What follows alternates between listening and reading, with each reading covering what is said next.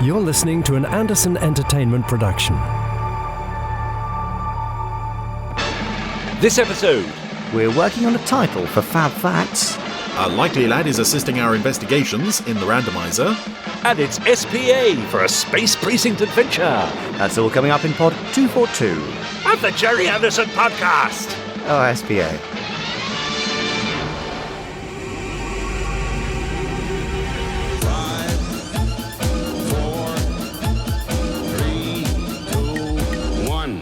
Let's get started.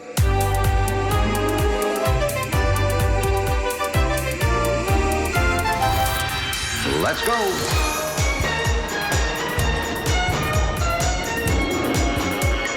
Spectrum is green. The Gerry Anderson podcast with Jamie Anderson and Richard James.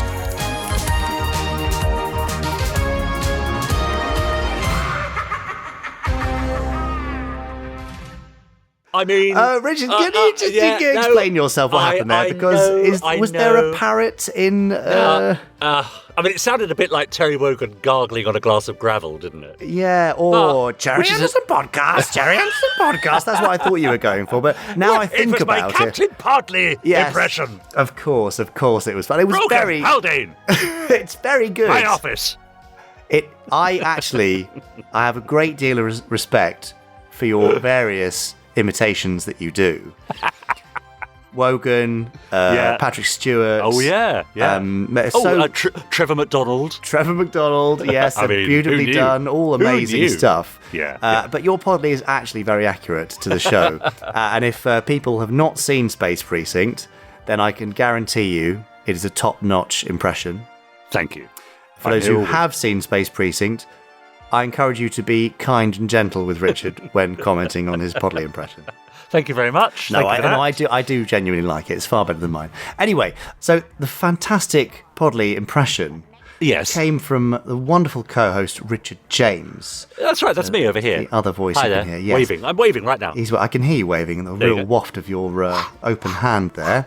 Yep. So, welcome along, Richard James. Thank you. Thank you so much. My name is Jamie Anderson, son of the late, great Gerry Anderson, which is why I'm here, purely through nepotism. We are hosts of the Gerry Anderson podcast, and later on we'll be joined by Chris Dale. Yes. Tell us about Chris Dale, Richard. Who is he? Well, Chris Dale is only the star of the show, isn't he? Of course he is. It's why people seek out the Gerry Anderson podcast, just so they can listen to Chris Dale's amazing Randomiser at the end of the show, whereby he sits down in front of a random episode of a Gerry Anderson series and gives us his comments and reviews and generally takes the mickey. Yes. Is that fair? He does. I mean, he's pretty nice about most of the stuff. It's just, the odd Protectors episode or Torchy. Yes. That's right. They're the problematic ones, aren't they, really? They are. That's fair enough, Yeah, so that's coming up at the end of the show. Now, Jamie, is this the point where you ask me to read out what else is coming up in the podcast, or we're not going to do that? Yeah. Yeah, I'll do it. All right, well, shall I do that now? Would you mind? Well, you're going to do it. No, you're going to do it. You're going to do it. No, you're going to do it. Yeah, I'll do it now. What else is coming up in this podcast? Right. Fab Facts, news. A special episode, you might say, from Space Precinct Revisited. A brand new, if you haven't heard it before, Space Precinct adventure. I think it's Everything Must Go, which is, exciting and, edge of the seat stuff. So you say. Isn't it? And then, of course, the Randomiser. But, as always, our lovely Podsterons have been getting in touch at podcast@gerryanderson.com. They've been posting on our Facebook group, tweeting us, and also commenting on our YouTube channel. And I shall be reading out lots of emails and comments as we go. Gosh, there's so much stuff, isn't there? I know, there always is, but we pack it in. An enormous volume of Inordinate. things. Inordinate. Yes, exactly that. Now, last week, Richard, I had a bit of a moan. Oh, well, didn't I? Yes, right. About the low percentage of reviews. You did. You really went off on one, didn't you? Well, yes, I went off on one. I might be about to go off on another one. Right. I'm really sorry. Now, what are the other bits of data that we get from our podcast platforms? Is how many people subscribe to or follow the podcast based on the total number of listens and listeners. Okay. Yeah, right. So What percentage of our listeners do you think subscribe to the podcast? Again, it's quite low. I don't think we're in the single figures though. I'm going to say 20%. Interesting. Yeah. Well, I can tell you that 93.5% of our listeners do not subscribe. What? Right. So, yeah, chances are, Podsterons, I'm talking to you right now, you're not following or subscribing. Yes. Are you? No, you're not. Why? Why is that? Because the more people that follow and subscribe, the higher up in the rankings the podcast goes, because Apple or whoever or Spotify go, gosh, lots of people must like this because they are engaged listeners. Yes. They want this rather than, you're just a casual listener who pops along and finds it every week. Yes. So would you mind terribly helping to change that? Because the bigger the podcast in terms of its rankings, the better and more exciting the guests and the bigger the guests we can get. Sure. So, right. If you are hoping that one day we get Tom Hanks, perhaps, talking about hoping his love of Fireball XL5. Yeah, can I do that interview? Yeah, sure, why not? Great. Yeah. Then, really, by not subscribing or following, you're preventing us getting Tom Hanks on the podcast. Yeah. I mean, it's just the truth. I'm just saying the truth, that's all. So, there you go. That's good. I mean, I subscribe, I think, to 3 podcasts on my iPad. And I always get very excited when I get a new notification that there's a new episode of one of them. Well, same. It's that lovely sort of buzz of, that endorphin rush of, something new. All the thing I like is here. That's right, yeah. Exactly. So we'd love to, appear that way in your podcast app. That would be so good. Please do follow or subscribe. We really appreciate it. It makes all the difference in the world. It really does. We're not just saying it. It actually does. Anyway, right, I'll stop this now. I'm bored of statistics. Stop your moaning. Yeah. So should we go from statistics to facts? It's interesting, actually. if you were to take a broad sweep of opinion, I think it's about 43.8% of people who are bored of statistics. Is it that? Absolutely. Does that go along with the 78.8% of statistics that are totally made up? Is that the... That's it. Yeah, exactly. Yeah, brilliant. Okay. Well, yes. As I was trying to steer us away from statistics to facts. Yes. Should we have a fab fact? Go on then. Hurrah! Fab facts. Hurrah. Now, time for this week's Fab Facts. Oh, it's nice that Richard hasn't told us all about Fab Facts, because it means I get to do my intro, because I get to tell you that I've got a whole book of Fab Facts here. Yeah, and the name of the game is I flick through it, Richard shouts Fab at a random point, and that stops me at a point in the book, which is randomly selected by Richard's cry, and hopefully there we happen upon, by pure Fab happenstance, a Fab Fact on the pages where I've happened to stop flicking. How does that sound to you? Or Fabenstance. Fabenstance. Nice. Yeah, I like it. Go on then. Cool. Okay, here we go. I've got the book. You've got the fab. Let's combine our efforts. Fab! Ooh, had a last-minute surge there. Yes. Now, Richard James. Yes. Working title. Yes. What does that mean to you? To many Thunderbirds fans who were not fans of the 2004 Thunderbirds movie, it may sound to them like I've just sworn, because Working Title were the production company behind said 2004 live-action feature film. Yeah. But what else does Working Title mean to you? Well, that's all. Or I mean, it's a production company, but it's also a bit of a placeholder if you're writing something and you don't know what to call it. Yes, you just put Working Title. The Working Title is indeed the placeholder name for something until you've decided on the name or finalised it. Yeah. Now, although many Gerry Anderson shows went all the way through development with only one title, quite a few of them saw the title evolve throughout the course of production. So, Richard James, I know you love a countdown in the top 10. Oh, I do. So I'm going to give you our top 10 alternative working titles for a range of Gerry Anderson shows. Okay. Oh. Now, I'm going to go through the list with you, and for each one, I want you to try and guess the name of the show. Yes. So, here we go. Number 1, Menace from Space. Menace from Space. Oh, UFO. It does sound quite UFO, doesn't it? Or you could say Captain Scarlet, because I guess that was Menace from Mars, maybe. Yeah. Menace from Space was a working title for... No. Space 1999. Oh, Menace from Space. Yeah, there you go. That's interesting. Okay. Okay. Next one. Century 21. Now, if you've seen the artwork for this, you'll know. I mean, I'm going to say Fireball XL5. Tick, ka-ching. Yeah, okay, good. Correct, good. well done. 50% success rate Points so being far. prizes, very, very Yep. good. Next up, I think you'll be able to get this one. Thunderhawks. Well, only because we've spoken about this before. This is Terrorhawks. Correct, you're doing very well, aren't you? Thank you very much. Thank you. Okay, number 4 on our list, G-Force. That's an interesting one. There's a little bit of an outlier there. Go on. Well, it's for the unmade show, or there's only a pilot that nobody's seen because it's so terrible. GFI or G-Force Intergalactic, which was the working title there. Fair enough. Next up, number 5 in our list, Captain Scarlet, Return of the Mysterons. I mean, come on. If you don't get this one, you've not been paying attention. So we're talking produced. This isn't something that was suggested and never made, but this is something it was made. Under another title. It's got to be New Captain Scarlet. Correct. Ah. Yeah. Yes. So that was, I think, the working title on the pilot little test piece that they did. Yeah. Number 6 in our list, International Rescue. Thunderbirds. Correct. I would suggest. But it was the working title for some time. Yeah, I could see that. I think number 7 is going to appeal to you. Demeter City Blues. That's quite tricky, actually. Would it be Space Precinct? Oh, correct. Yes, I don't indeed. think I knew that. Demeter City Blues, yeah. Yeah, it was one of the ones. I think it was after the point where Space Police was taken because of the Lego toy line. Yeah, sure. They suggested Demeter City Blues, so there you go. Number 8, Nova X100. Nova X100. That's a bit of a fun title, isn't it? What would that... I mean, that's not Stingray or anything... No. I mean, the X is a bit of a clue. So, we're not talking Fireball XL5 again, are we? We are talking Fireball XL5 again. Nova X100. Okay, I mean, it sounds see. very Anderson-y to me. It does, yeah. Totally imagine, any of the voice artists, really. Yeah. Calling out for Nova X100. That's awesome. Okay, so number 9, penultimate in our list. Yeah. Space Invaders.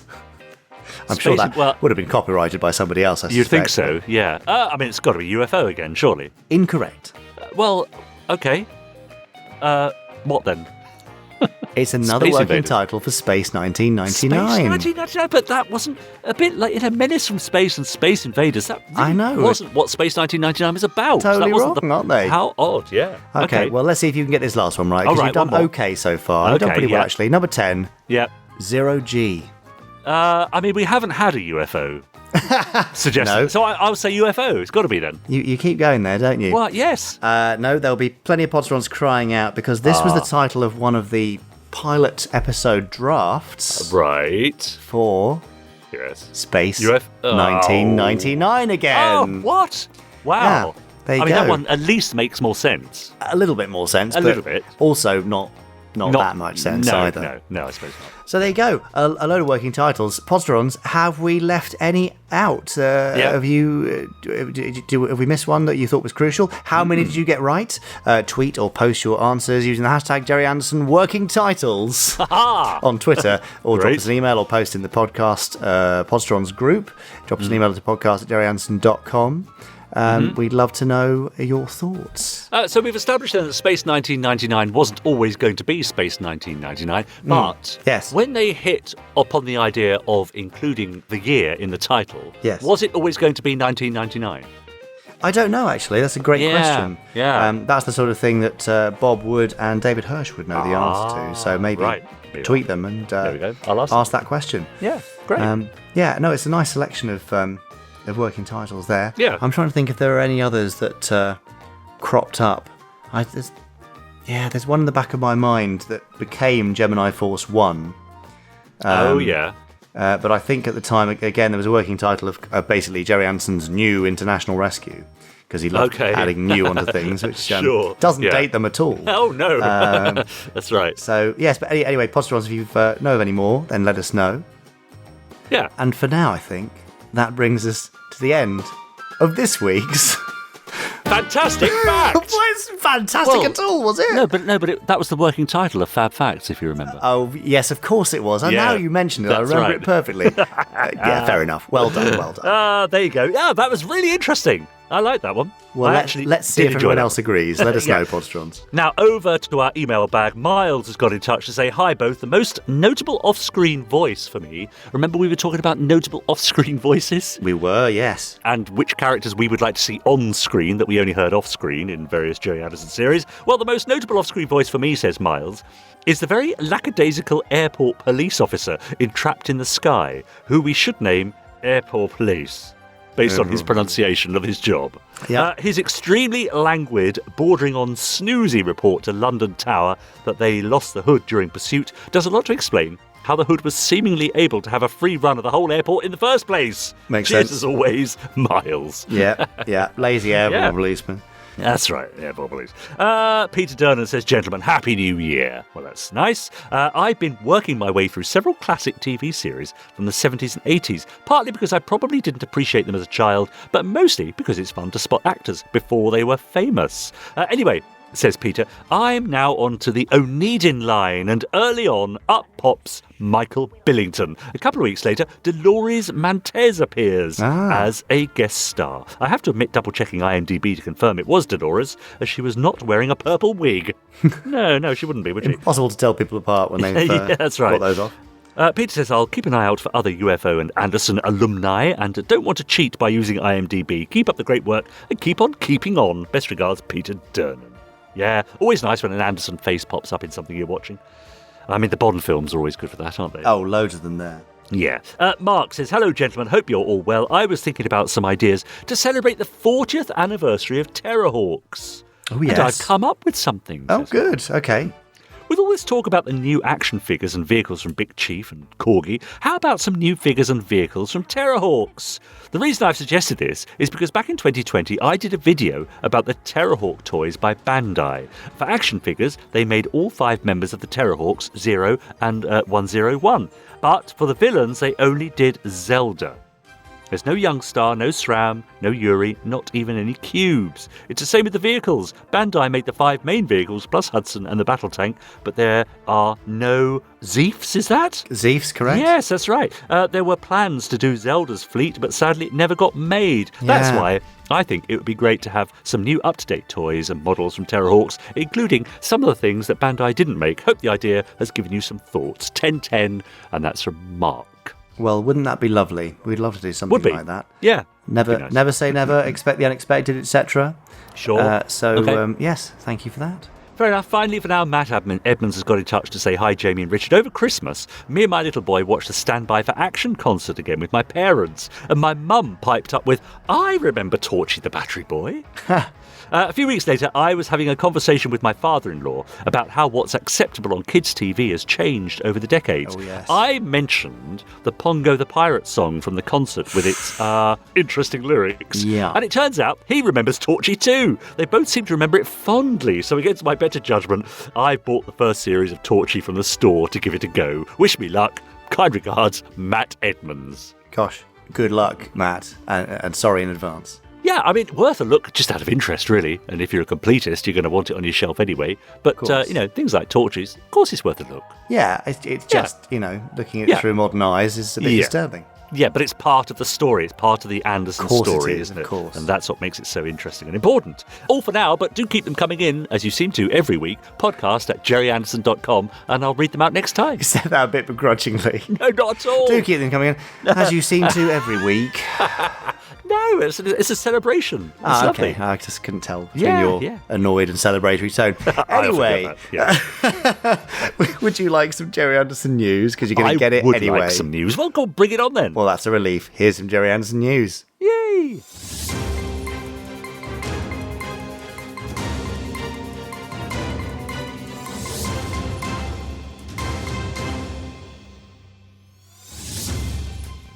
Pod 242, Gerry Anderson news.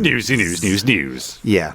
It almost sort of rhymed, didn't it? I like it. Yeah, it's good. Thank you. Well, that won't happen again until Pod 252. No, so not long then. Podsterons, I hope you will join us tonight on the night of release at 6 p.m. UK time for Gerry Anderson, A Life Uncharted, the exclusive live stream with me, Benjamin Field and David Monday, talking all sorts of things about the documentary, things that made it in, things that didn't, the extended version, challenges, the ups, the downs, the things that I learned, the things that Ben learned, all those things. And we'd love to have you live on the live stream, asking us questions, interacting, telling us your thoughts and reflections on the doc if you've seen it or if you haven't.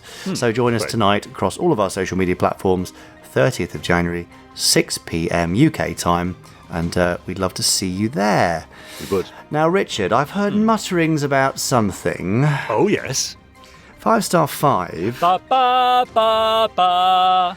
Yeah, theme tune by Benji Clifford there. Lovely. Beautifully sung. Now, 5-star 5 was a one-off failed feature from the late 1970s, written by Dad and Tony Barwick, and you very beautifully novelised it and made it available to Anderson fans across the Anderverse. Yes. Now, the paperback version of 5-star 5 is now available on Amazon by popular demand. Great. To go along with the Kindle version.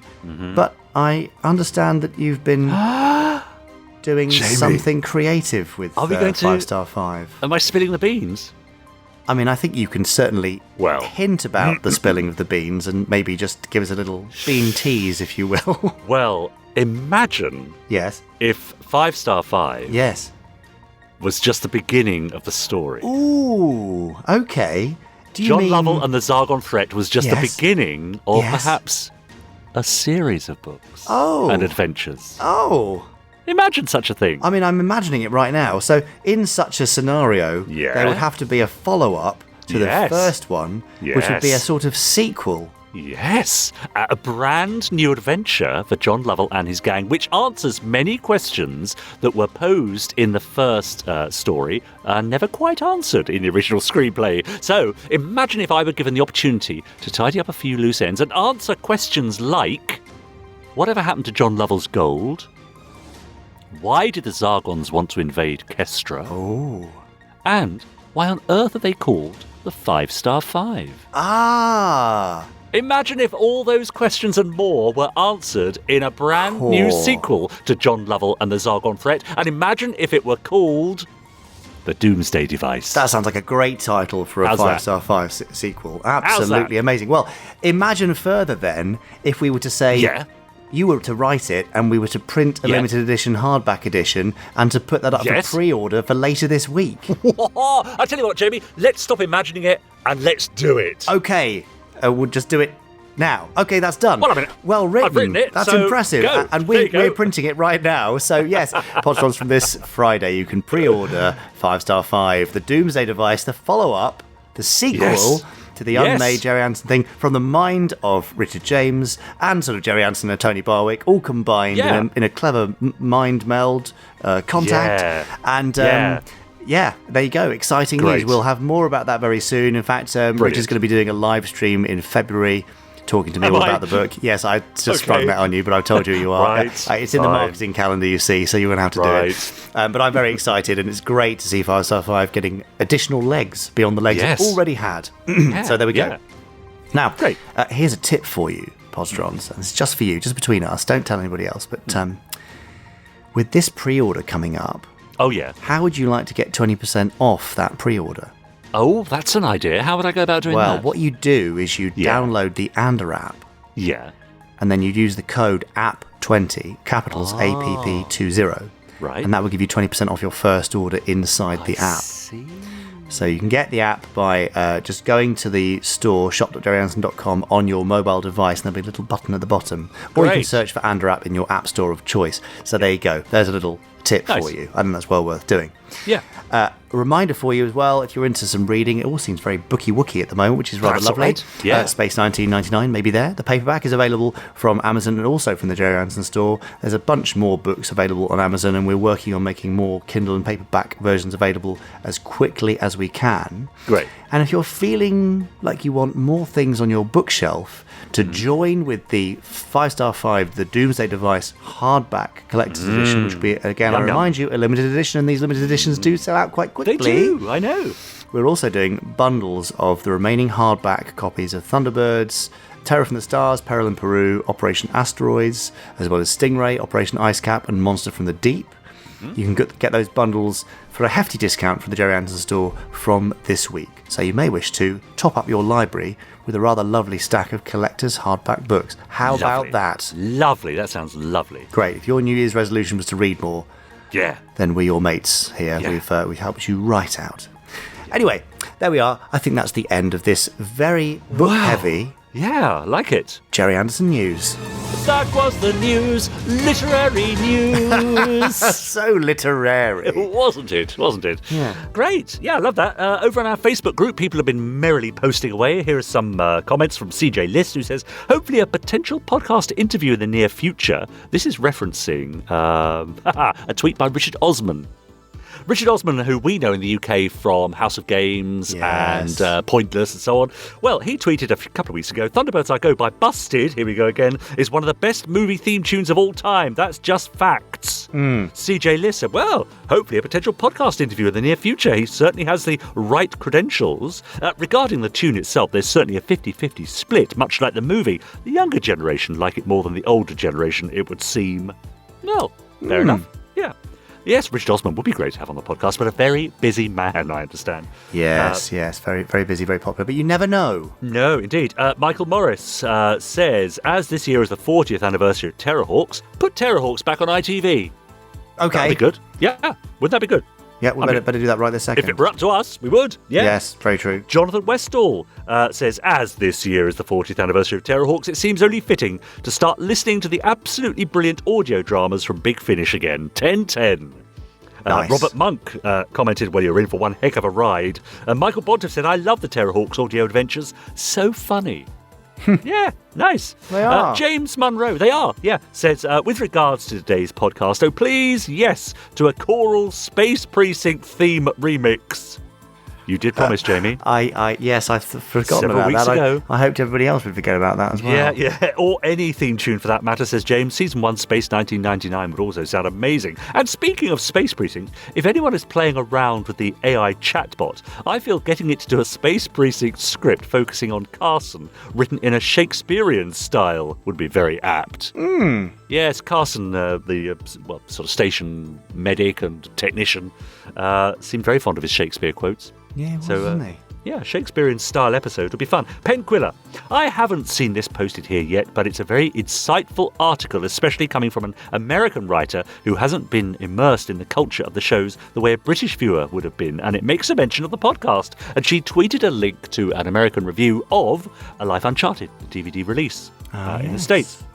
And I'll read you a bit here. Directed by Benjamin Field, Gerry Anderson, A Life Uncharted presupposes a familiarity with Anderson's work, which is seen only in brief clips to comment ironically on his life, but it has plenty to recommend it as a story of the British television industry in the 20th century, a turbulent personal drama, and an examination of the way in which even unhappy personal experiences may be transmuted into appealing popular art. Oh, that's nice, isn't it? And that's true, isn't it? Because we know it. Well, your dad did have a bumpy journey through life, but actually the light perhaps at the end of the tunnel is that somehow he was able to take that and give us an enduring legacy of entertainment for generations to come. Amazing.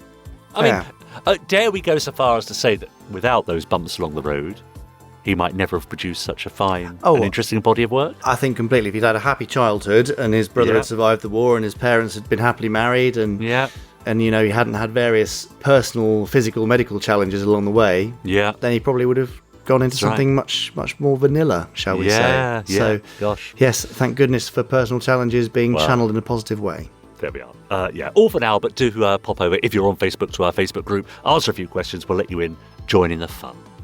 Can't wait for you to do so. No. And help us reach that 1,000 number. On, Can't be long. Come on.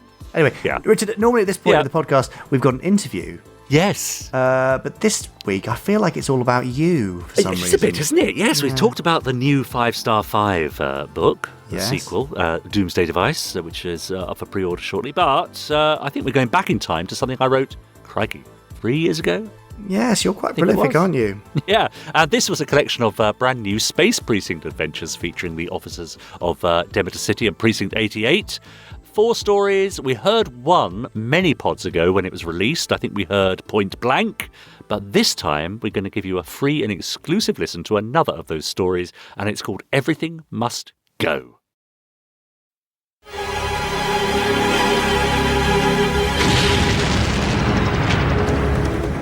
The name's Brogan, Lieutenant Brogan. For 20 years, I was with the NYPD. Now, well, let's just say I've transferred to another precinct.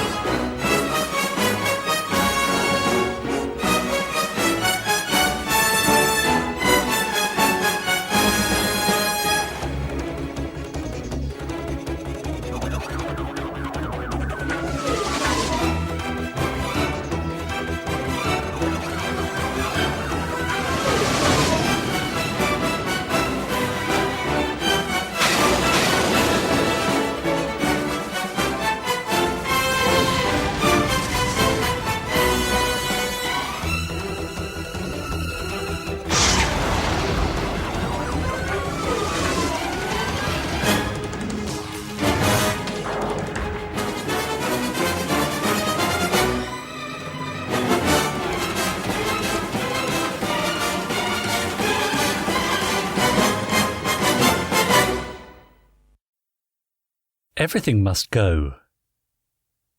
Mom, please can we go? Liz Brogan sat open-mouthed, staring at the vid screen. The Astral Mall promises you a shopping experience that's out of this world, the voice on the commercial promised. Come to Altor's first orbiting shopping mall to discover an exclusive range of stores and outlets. Something for the home? We got it. A gift for that someone special? We got it. Looking for the latest fashions? We got 'em. The Astral Mall, sky-high shopping that won't cost the earth. Opening tomorrow. With a click of the remote, Liz froze the picture on an image of a huge structure, hanging in space like a diamond. Skycabs and hoppers were docked around the sides, and Liz could see logos of her favourite brands lit up on the buildings. Can we go, Mom? Liz batted her eyelids. Please? She squeezed nervously at her latest toy as she spoke, a small furry ball with large baby eyes and a tiny mouth. I don't know, honey. It'll be busy. Sally was trying to relax on the couch, leafing through her magazine in search of celebrity gossip. Maybe we should wait until the hype has died down a bit. But, Mom, pleaded Liz, we could get a new collar for Zill. Liz walked over to where her pet sat, preening herself on her perch. I don't think Zill needs a new collar, sweetie, Sally yawned, reaching for her glass of chroma juice. Hey, said Liz suddenly, it's Daddy's birthday next week. We could get him something real special from the Astral Mall. Sally lowered her magazine, suddenly tempted. We could, she agreed.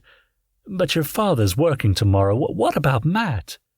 You can count me out, Matt called from his bedroom. I've got something much more important planned. Like what? Replied Liz. I'll think of something, came the response. Sally placed her glass on the table and swung her legs from the couch. Gee, I'm not sure Matt's old enough to be left on his own yet. Sure he is, Liz said carefully. She had a feeling that if she pushed gently enough, she'd get her way. Sure I am.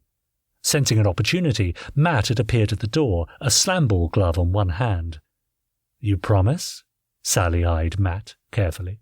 You bet, Matt replied, suddenly excited. I can look after myself. Sally nodded as she thought. What's your homework tonight, Liz? Ancient Greece, Liz grimaced, but I've got all weekend. Sally leaned forward. I'll tell you what. You get that homework done tonight and we'll go to the mall tomorrow. Deal? Deal, screamed Liz without a moment's thought. And you, young man, said Sally, walking to her son by the door, you help me cook dinner tonight and you can stay at home. She ruffled his hair, and I mean, really help. Deal, Matt grinned. But hey, shrieked Liz suddenly, let's not tell Daddy. Let's get him the best present ever as a surprise and not even let him guess. Sally laughed. You want me to lie to your father? No, Liz said slowly. I want to surprise him. Sally's eyes flicked to the frozen image on the vid screen. A day out with her daughter did sound enticing. A little mother-daughter bonding would be fun. And, if the truth was told, Sally Brogan could see a few of her own favourite brands on those buildings. "Okay," she said at last, much to Liz's delight. "Let's surprise your father with the best present ever." "Yay!" screamed Liz as she danced around the room in celebration. Sally smiled and turned to her son. "You," she said playfully. "Kitchen." Breakfast the next morning was the usual affair. Pancakes for Brogan and Matt. Fruit, cereal and yogurt for Sally and Liz. Liz was playing with her favourite toy as she ate. Patrick Brogan sat in his police shirt, his jacket slung over the back of his chair. He scowled as another commercial for the Astral Mall played on the vid screen. "You know, if it wasn't for that place, I'd have the weekend off," he sighed. Sally and Liz looked at each other. "How so?" Sally asked, guiltily. Their opening weekend is a drain on police resources." Brogan sniffed as he crunched down on some crispy bacon. "Partly sending a whole squad to patrol the place, so he needs more hands at the station house." "Poor Daddy," said Liz. "You could take Squishy if you want." Brogan frowned. "Squishy?" "Yeah," said Liz, holding up her toy. "Squishy. Look, you hold him for a moment." Look, honey," Brogan began. "I don't have time. Just for a moment." Reluctantly, Brogan took the toy in his hand as Liz disappeared from the room. Just as he was about to say something, he felt the furry ball vibrate in his hand. "Hey, Lieutenant Brogan," came a tinny voice from the toy. "Why don't you take me to work today? I can keep you company." Brogan laughed in spite of himself as Liz returned. "What do you say, Lieutenant?" she said into a small microphone in her hand. Brogan looked to Sally for backup, but she just raised her eyebrows expectantly. "Okay, Squishy," said Brogan at last. "You can come to work with me." Liz cheered and scooped up another spoonful of yogurt, but not before she made Squishy vibrate again. "Thank you," he said. "If you squeeze him, he vibrates if you're in range," said Liz. Brogan gave the toy a squeeze and felt a buzzing in the palm of his hand. He noticed a light pulsing on Liz's mic in response. Sally looked suddenly concerned. "Bartley's not expecting any trouble, is he?" she asked. "Nah," sighed Brogan. "Nothing beyond the odd lost kid and stolen purse." Sally almost breathed a sigh of relief. Liz finished her mouthful. "But you'll be at the station house all day." "Paperwork," Brogan nodded. "Thankfully. You wouldn't see me dead in that place." He gestured to the vid screen, where a news program was now reporting on the grand opening of the Astral Mall. "Look at them all," he scoffed, as the camera panned along a line of shoppers, all lining up for entry. "Like rats in a lab." Liz turned to see her dad was pulling a face like a rodent. "Sometimes I despair at people." "So," he smiled, pushing his chair back from the table, "what are you all doing with your day?" "Homework," snapped the two children at the same time. "Wow," said Brogan, suddenly suspicious. "There's a first." Sally smiled. "I think they've both turned over a new leaf." She winked to Liz as Brogan shrugged on his jacket. "Okay, honey," he smiled. "Y'all have a good day." Sally rose to kiss her husband. You too, honey," she purred. "Don't forget Squishy," called Liz. "How could I?" sighed the lieutenant, taking the toy from the table and slipping it into his jacket pocket. Grabbing his keys from a shelf in the hall, Brogan opened the door. Watching him walk down the hall on the monitor by the door, Sally felt suddenly guilty. "Don't ever ask me to do that again," she said, as she turned back to her children. "Come on, Mom," said Liz, snuggling against Sally's arm. "Imagine the look of surprise on his face when we give him the best birthday present ever." Brogan parked his hopper in the station house vehicle bay and made his way to the lift. As the doors slid open, he was greeted by the tall form of Officer Castle. "Ready for an exciting day?" she beamed at him as the doors closed. Brogan rolled his eyes. "I would rather spend a day at my desk than be sent to the Astral Mall. My idea of hell." "Oh, I don't know," Castle said wistfully. "I hear they've got an amazing food hall." She leaned in closer. "I'm surprised you're not taking the family." Brogan shook his head. "Thankfully, they're not interested," he smiled, "which makes me and Sally the perfect parents." "Smug doesn't suit you, Lieutenant Brogan." Officer Castle nudged him playfully as the door opened with a hum. "Is Haldane in today?" asked Brogan, looking around the main office for his partner. "Late shift," Castle said as she headed for her desk. "You can say hi to him when you leave this evening." Brogan sighed. A day at his desk without his partner was suddenly not quite so alluring. Pulling out his chair, he reached to punch the screen on. If he was to spend all day on paperwork, he needed something to pass the time. He scrolled through the channels, eventually settling on a news program. "And now we go live to the Astral Mall," came a tinny voice from the screen, "where Altor's first orbiting retail centre is holding its grand opening." "Oh, man," Brogan sighed as he reached for a bundle of paper on his desk. "I love this job." The Astral Mall was heaving. Balloons and bunting hung from every spare space. Colourful flags were strung from the gantries and balconies. Doors and shutters were thrown wide open to admit the hordes of shoppers who were crammed into the boulevards and concourses. "This is so cool!" Liz could barely contain herself. Knapsack on her back, she clutched Sally's hand and looked around in wonder. "Stay close, Liz," her mother answered. "If we get separated, we'll meet over there by the water fountain." She was certain her daughter wasn't listening. "Look, Mom!" Liz pointed through the crowd. A Creon on stilts was handing out brochures to those around him. "Come to Spetsy's Circus," he called as he strode through the concourse. "Can we go, Mom?" "One thing at a time, sweetie," Sally laughed.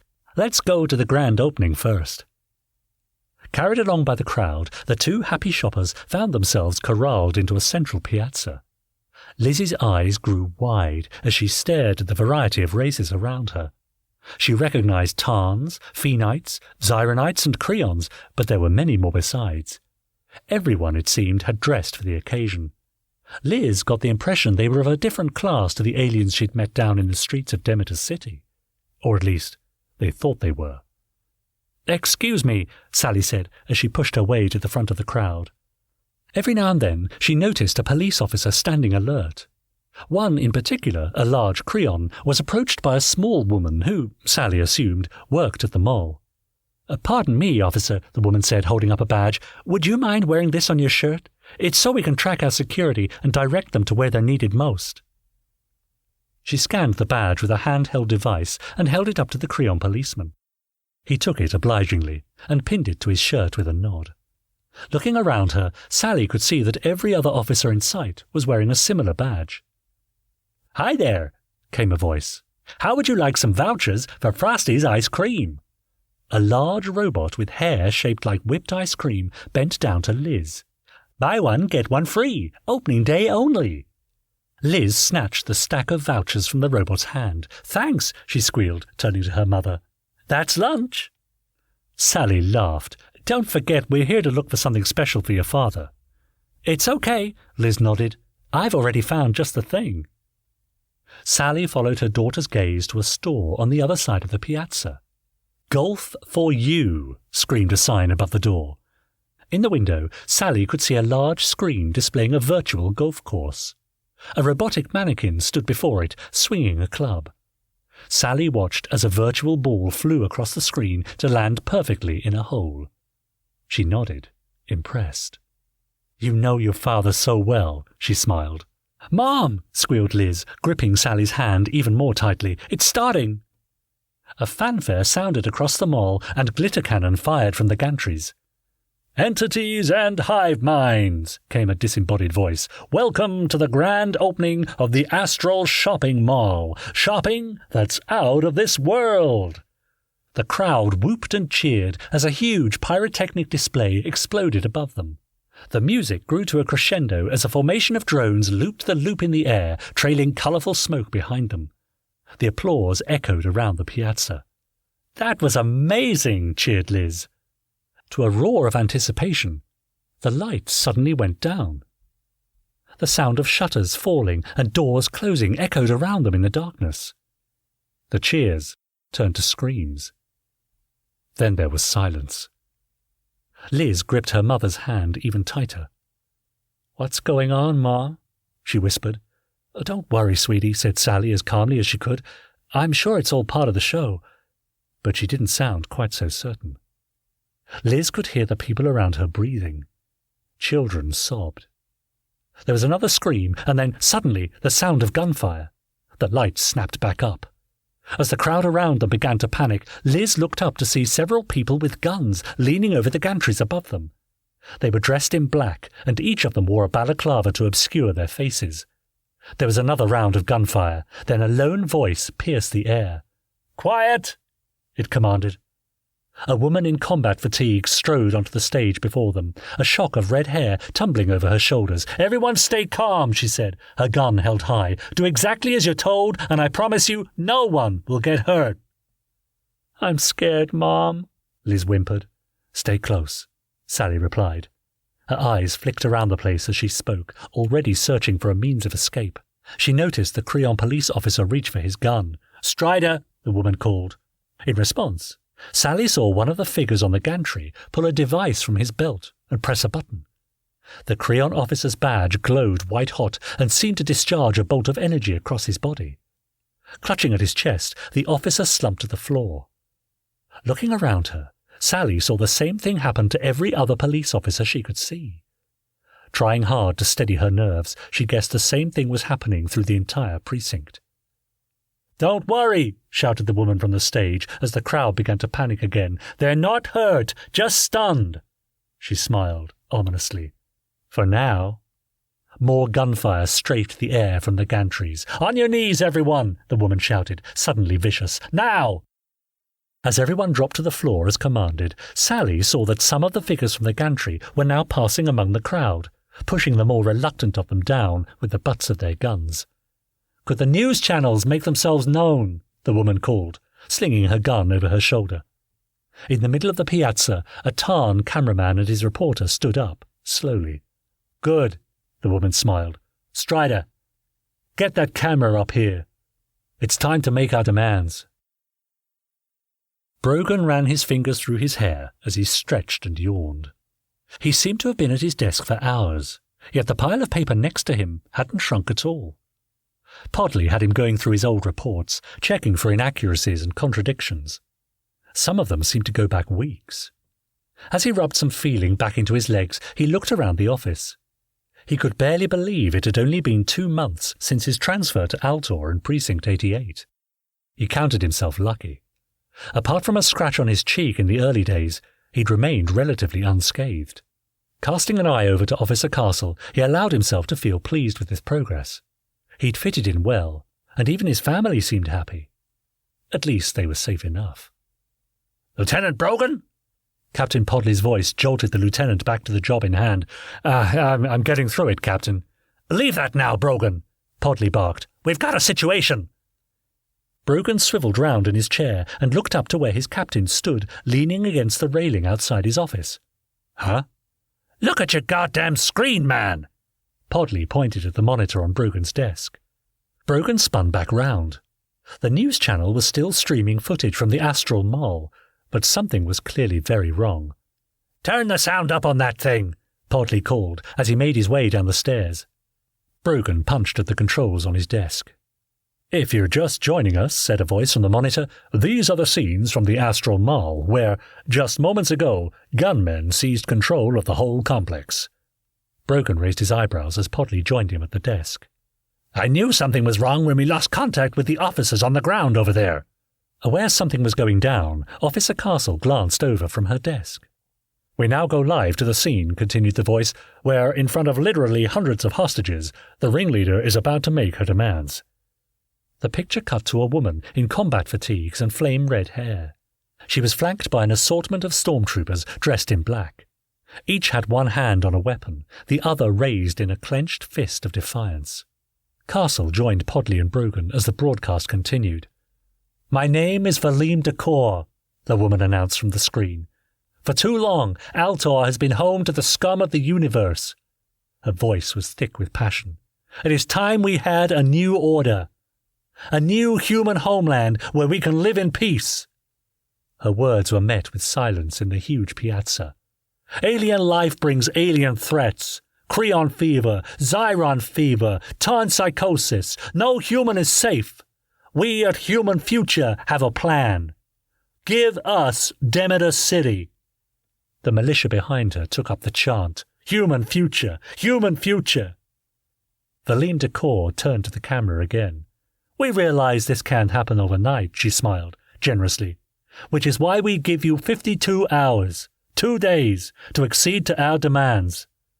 The smile turned to a snarl. Clear the filth from the streets of Demeter. Move them out. The Klybans, the Tarns, Creons and Zyronites. We don't care where they go, as long as they leave Demeter City to us. She suddenly spread her arms wide.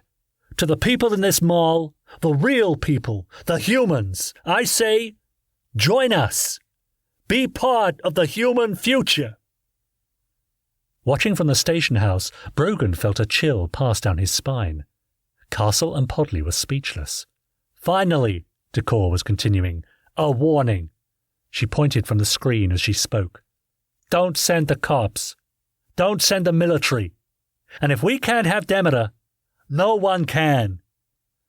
Decor drew a finger across her throat as a signal to the cameraman, and the screen went blank.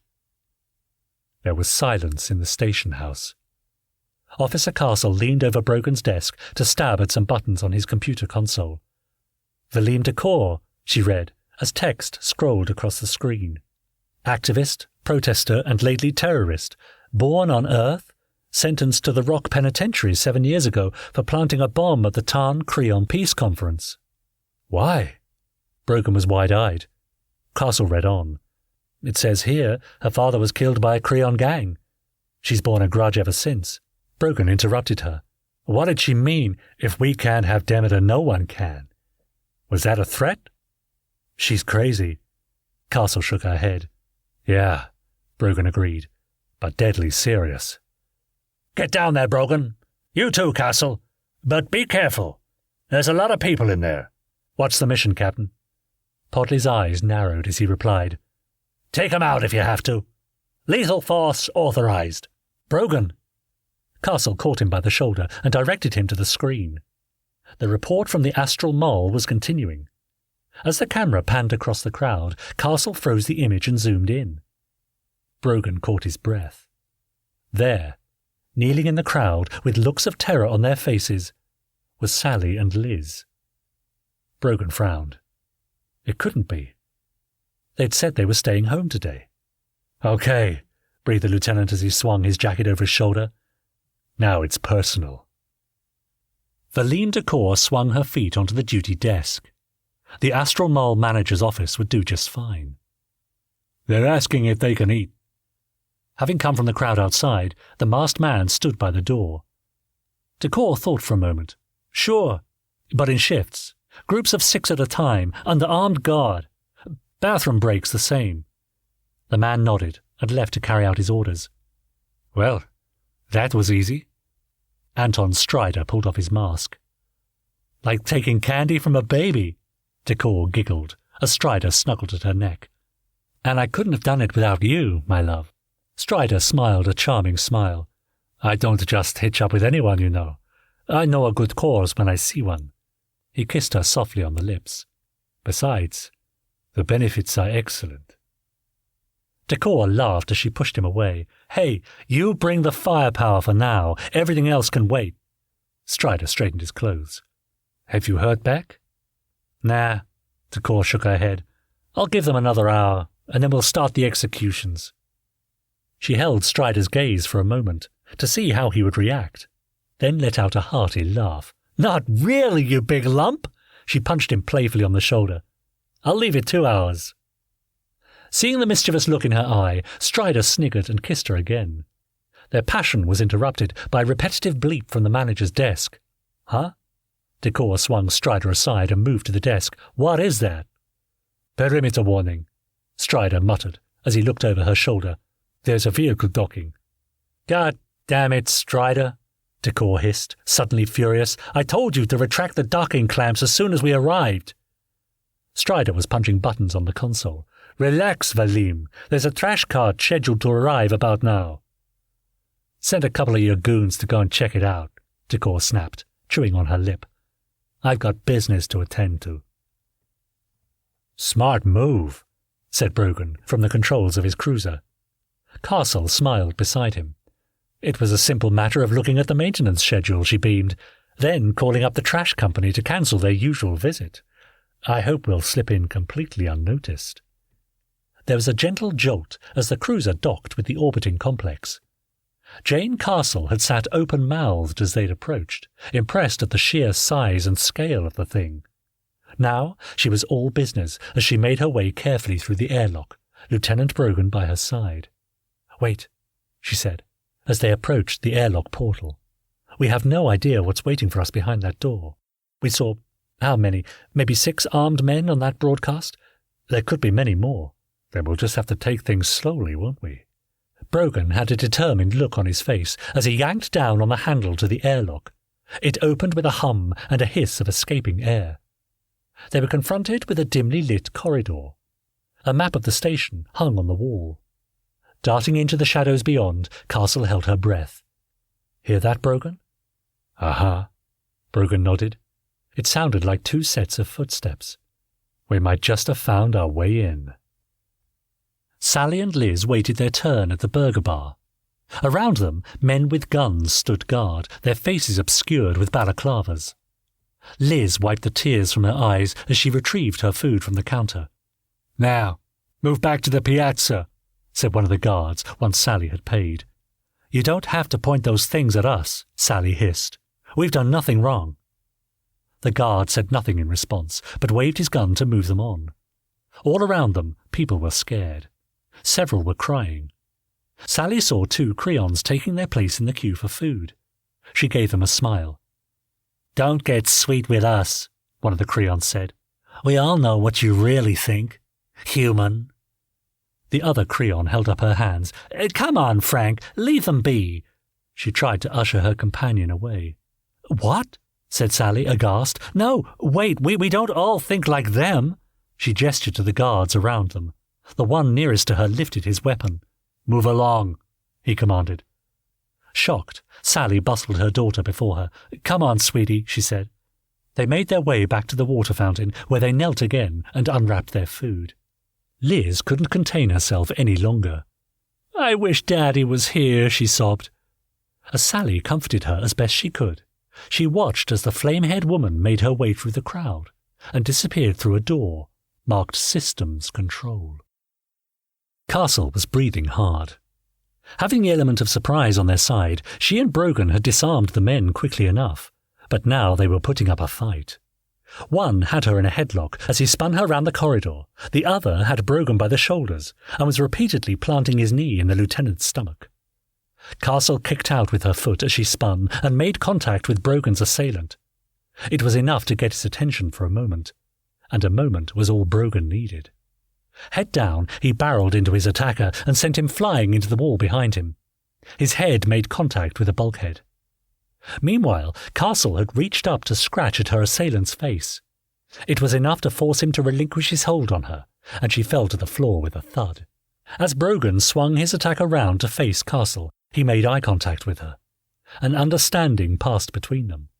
Synchronizing their movements, they each sent the 2 guards hurtling into one another, one propelled by Brogan swinging him by the arms, the other by a swift kick in the back from Castle's boot.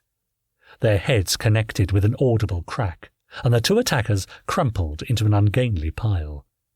"Not bad," grinned Castle, rubbing her bruised neck. "Likewise," panted Brogan. "Now, to know your enemy, you gotta dress like your enemy." As he bent to take the balaclava off his assistant, he felt a sudden buzz in his police-issue jacket. Puzzled, Officer Castle put a finger to her lips to listen closely. In the stillness of the corridor, Brogan heard it again.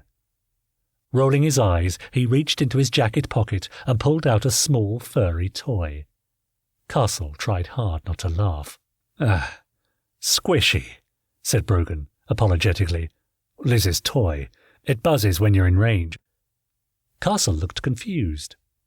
In range of what? The computer banks lined an entire wall.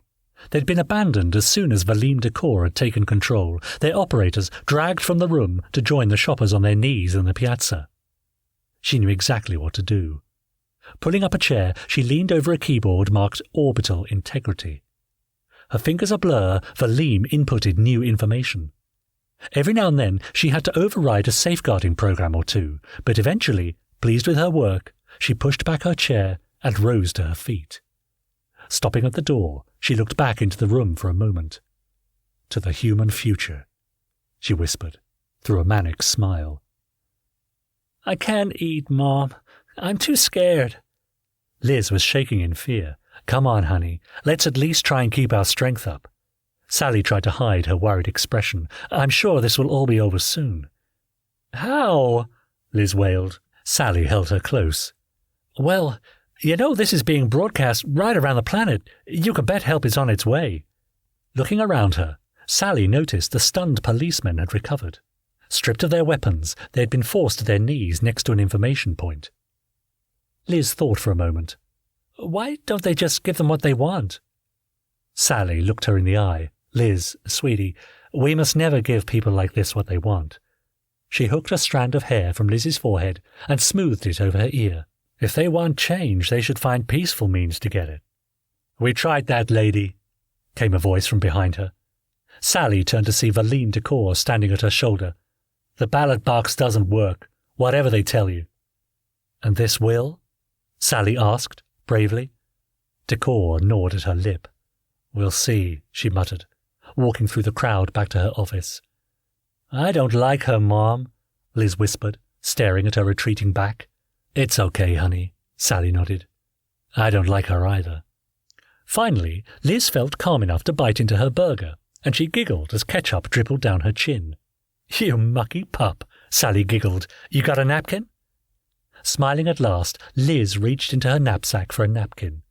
Unzipping the flap, she reached inside, only to feel her fingers close around something else. As she pulled it out, she realized it was Squishy's controller. Look, Mom, she said. It must have dropped in while I was packing. But Sally wasn't listening. She was looking at something Liz hadn't noticed. Honey, what does it mean if that light is flashing? Huh? Said Liz absently. It means Squishy's in range and you can make him talk. Why? Sally's face lit up. Then Brogan must be somewhere in the mall too. Ducking down out of sight of the guards, she reached out to take the controller from Liz. Because I think Squishy might be about to save the day. As Brogan climbed into the unconscious guard's fatigues, he felt Squishy buzz again. Maybe it wants feeding or something, said Castle, with a mischievous glint in her eye. Now dressed entirely in black like Brogan, she pulled a balaclava over her face. Patrick, I hope you can hear me, came a tinny voice. Even with her face obscured, Brogan could tell Castle was shocked. Glad to see you're on first-name terms already, she smirked. I know you can't answer back, came the voice again, as Squishy's eyes flashed in unison, so I'm just going to assume you're listening. It's Sally, smiled Brogan, as he pulled on his balaclava. Must be. Squishy buzzed again. I know you're here in the mall, Patrick, and I know you're close. We're being held in the main piazza by armed guards under the control of a woman called Valine Decor. Liz and I are fine, but Decor has set demands that haven't been answered yet. There's no telling what she'll do if she doesn't get her own way. Brogan looked worried. But listen, I saw her going into the systems control room just off the piazza. She's back in the duty manager's office now. She's up to something. Brogan met Castle's gaze as the toy continued. I'm so sorry I got us both into this mess, Patrick, it said. And I'm sorry you get to be the one to get us out of it. There was a pause. Be careful, honey. I love you. I love you too, Brogan responded, automatically.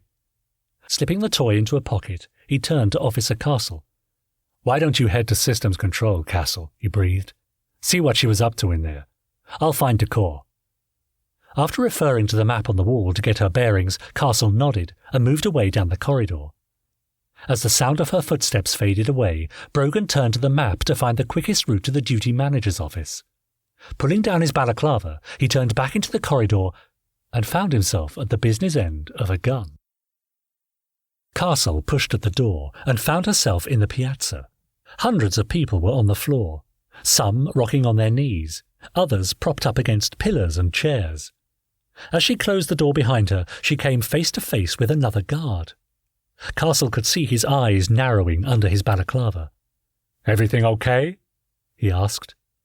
Thinking on her feet, Castle nodded and made a circle with her finger and thumb. A-OK. The guard moved on. Casting her eyes around the huge open space, she saw a door on the opposite side marked Systems Control. Got you a little something, called Strider as he pushed Brogan into Decor's office at gunpoint. A cop, too. He threw Brogan's balaclava on the desk along with his jacket. His police badge flashed in the light. I said no cops, Decor hissed as she stood. Yeah? Sneered Brogan. Guess we weren't listening. No one seems to be listening, Strider said desperately. Have we had any response to our demands yet? Decor was silent. Of course you haven't, Brogan smiled. No one's going to give you what you want, Decor. They give in to you, they have to give in to everyone with a grudge. Decor was seething. Maybe this'll change their mind. She grabbed her gun from the desk. Bring him, she commanded. Marching to the piazza, she fired a shot in the air.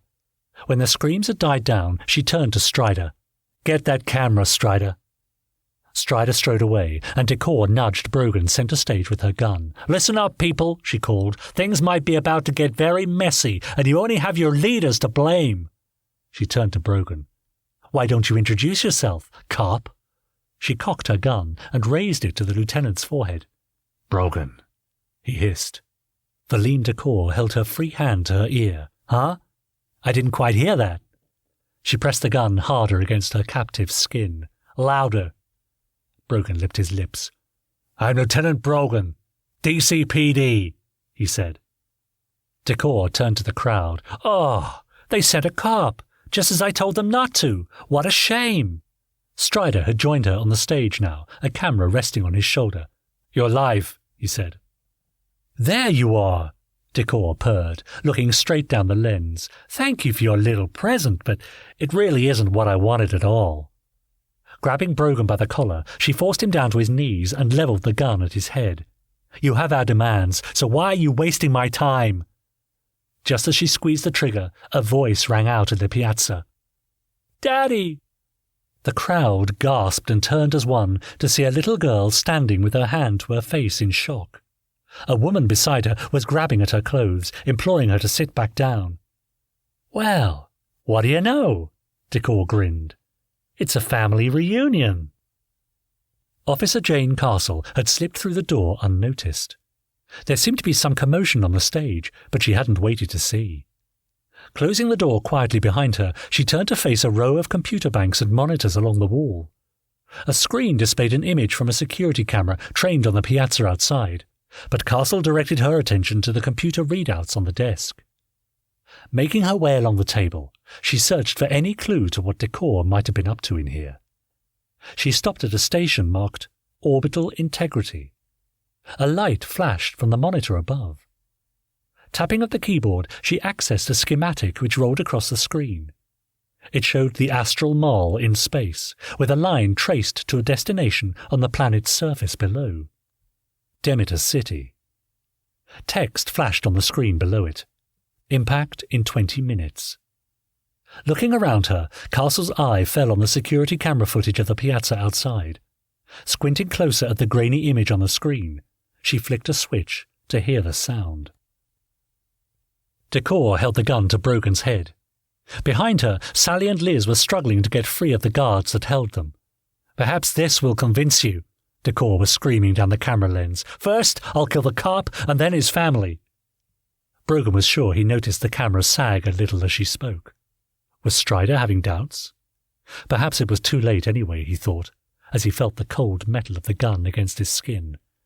Please, he whispered desperately, don't let my kids see. Decor looked at him, her face a blank, and she squeezed the trigger. She's a fake! The voice cut through the air. She doesn't care if they agree to her demands. Castle. Brogan smiled. Strider let his camera drop. Where was that voice coming from? The controls are already set, he continued. We're due to hit Demeter in 20 minutes. Brogan reached down to a pocket and pulled out the guard's two-way radio. Copy that, Officer Castle, he said. There were murmurings of confusion among the crowd. What does she mean? Said a man. Due to hit Demeter? Screamed another. Are we going to crash? Strider shook his head. 20 minutes? He stuttered. But we haven't heard back about our demands. He glared at Decor. You said 2 days. It was never going to happen. Decor spat back. I'm tired of making demands. Better to make a statement. And crash us into a planet? Strider was aghast. You told me it was a bluff. Decor sidled up to her lover. I told you what you needed to hear to get your goons on side. She gestured at the guards around the piazza and on the balconies. Brogan noticed they didn't look too happy. He decided to push the case. So, Strider, what are you going to do with your last 20 minutes, huh? The crowd was beginning to panic. Kick back and listen to some music? He looked around him. Treat yourself to one last pizza? Strider was furious. You should at least give them a chance to accept our demands, he hissed at Decor. Never going to happen, said Brogan boldly. Now what? Brogan could see Strider felt betrayed. With a flash of rage, he threw the camera to the floor. You're crazy, he shouted. Get her, boys!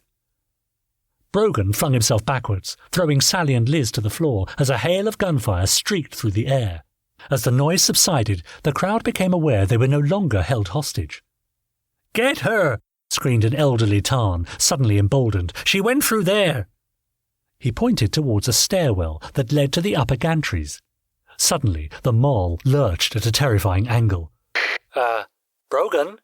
Came Castle's voice from the lieutenant's radio. I think we just entered Altorian atmosphere.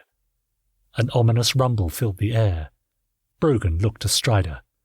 Think you can stop that program? Strider nodded. I've got the best men at my disposal, he said proudly. Good, said Brogan, as he dusted himself down. I'll get to Core. Strider looked suddenly sad. Lieutenant, please, be gentle with her. Brogan gave him a non-committal nod, then turned to his family. You two stay here. We wanted it to be a surprise, Liz blurted, guiltily. We were going to get you something for your birthday. Brogan crouched to the floor to wipe her tears. Next year, he whispered, let's do something really boring. He kissed her on the cheek, squeezed Sally by the hand, then sprinted across the stage to climb the stairs. Valim Decor could see streaks of red outside the windows. Glowing fingers of fire stretched across the glass. She just hoped the heat shields would hold. What kind of statement would it be if they burned up in the atmosphere? The ground was shaking beneath her feet as she made it to the top of the stairs. Looking down from the gantry, she could see her former hostages running round in alarm. Some clutched at others for support and comfort. She could see Strider and some of his men entering the system's control room.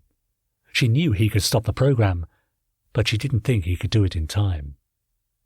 Poor, misguided Strider, she sneered, always on the losing side.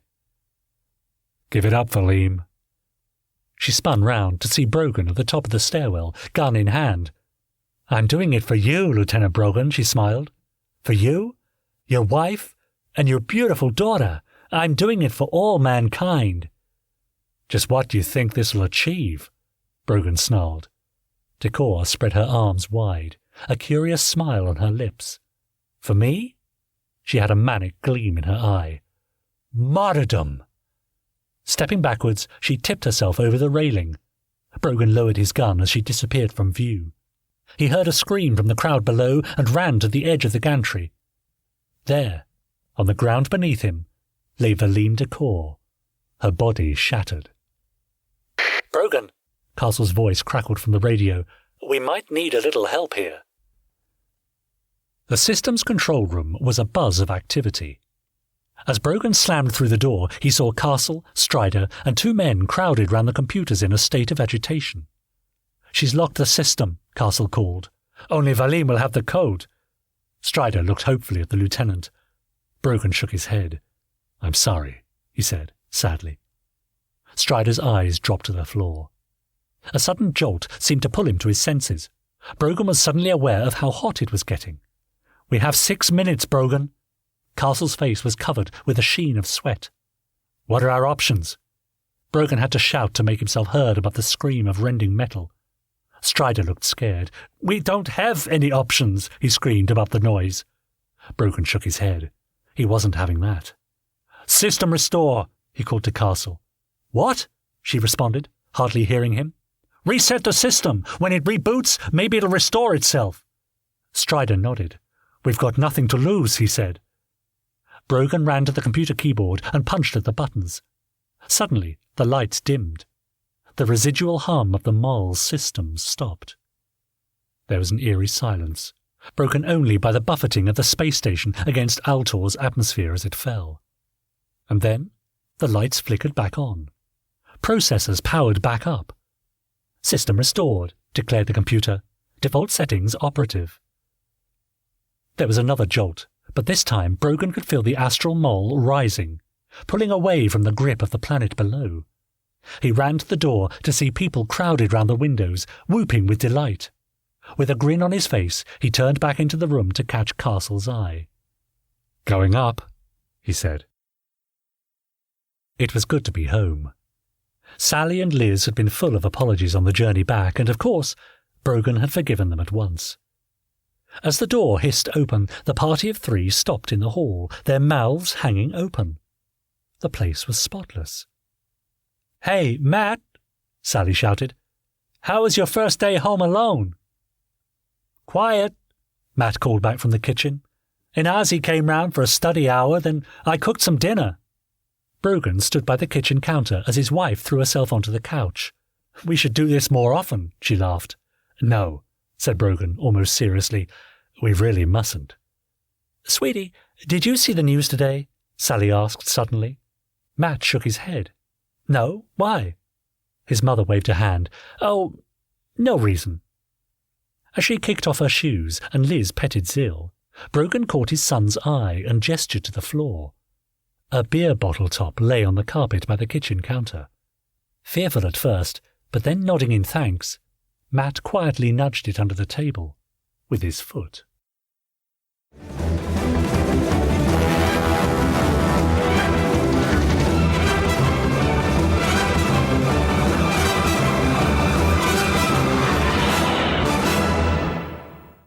You've been listening to Space Precinct Revisited. Written and read by Richard James.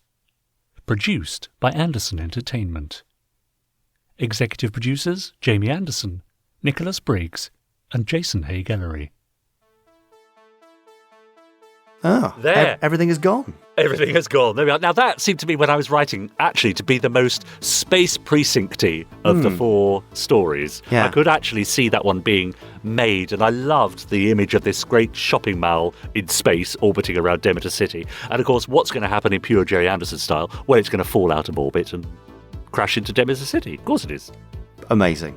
But luckily, as we heard, disaster is averted. Well, you thank can goodness. get all those 4 stories, I think, under the umbrella title Space Precinct Revisited, available audio only via bigfinish.com. So just go to their website and search for it. You'll see that. And then I think you can click on my name and see all the other various Anderson-related things that I've been involved with that you can also buy. Yeah, there's loads of those. Loads Exciting. of them. Yeah. But yes, it's amazing, actually, when we look at it, how many new bits and bobs from Space Precinct there have been over the last few years. For a lesser-known one, Absolutely. I mean, we've got your novelisation of the opening episode. Yes. Or the opening episode that never was. Yes. We've got Revisited. four new shorts and Revisited. Yeah. We've got the comic version in the Spectrum right. comic. Plus Reloaded. Reloaded. There's loads of it. There is, isn't there? Isn't it brilliant? Yeah, lovely. There we Good to go. see. So head over to bigfinish.com and get some more Space Precinct in your life. Indeed. You know you love it. Oh, great. Just like the way you said that. Bit creepy, wasn't it? Sorry, I won't do that again. Is there anything else you'd like to insert before Chris turns up? Yes. Now, over on our YouTube channel. Gosh, we've got YouTube, of course. We have. Well, people have been commenting on Pod 240, which was, I think, the first part of your interview with Corgi's David Mather. Ian Dealey says, great news about the new Stingray model that Corgi are going to release. I've got a lot of the company's Thunderbirds, Captain Scarlet and new Captain Scarlet vehicles on display in my bedroom, and I've no doubt that Stingray will be a perfect addition to my collection. John Clay commented, good podcast, interesting fab fact from 1978, busy year of UK film production that. Greatly enjoying recent purchases including Thunderbirds and Stingray books and the Stingray Joe 93 DVD set, and I'm looking forward to podcast 241. Yeah, it was a good one. John, I hope you listened. That was a great. I enjoyed 241. Not so fond of 242 so far, but it's still time. Yeah. Well, you can't be only a sort of no, that's right. True. a 5-star performance every time, can you? Brian Artillery says, great podcast, gents. Yes, that Stingray is firmly on my wants list. I have one of the product enterprise ones, and that's a real thing of beauty, but now prohibitively expensive to replace, as is their Fireball XL5 diecast model, one of which I own. I always wish that Airfix, also a Hornby property, would be able to make the Fireball XL5, made by Rosebud, who was subsumed into Airfix, and Stingray kits, which were offered as serial premiums in the 1960s. The tooling has probably long gone, but I'd also like to see the Star Cruiser kit again. My last one, bought in about 1979-ish, went crumbly and had to be binned. Oh dear. Isn't that a shame? Yeah, sadly, I think the Star Cruiser tooling is also gone. Much of the tooling is gone, because again, people kind of didn't expect things to be of interest or have a resurgence. No, so there indeed. we go. And finally, Steve Bushell commented, how can they still be making this podcast exciting every week? They can't, is the answer. Just think, says Steve, once they get to the end, they can then start again with a podcast review podcast.